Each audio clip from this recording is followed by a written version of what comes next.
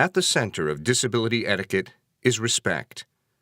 People with disabilities don't want to be identified by their disability. No one wants to be lumped together in a group based on outward appearance or ability. It's impossible to get 100% agreement on this, but here are some widely accepted guidelines. Individuals should not be perceived as only disabled.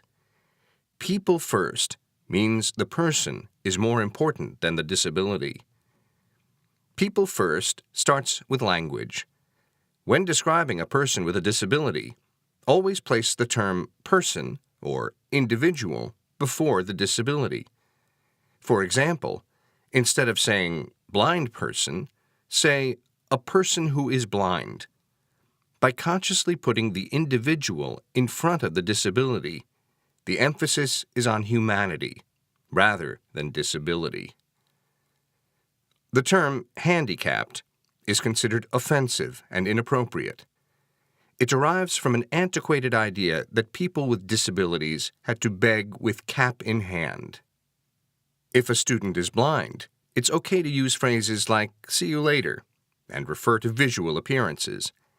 And it's okay to talk about music and sounds with people who are deaf. If working with disabilities is new to you, just remember that it's always about communication.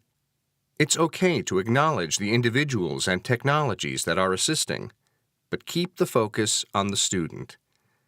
When students use an interpreter to communicate, always address the student directly.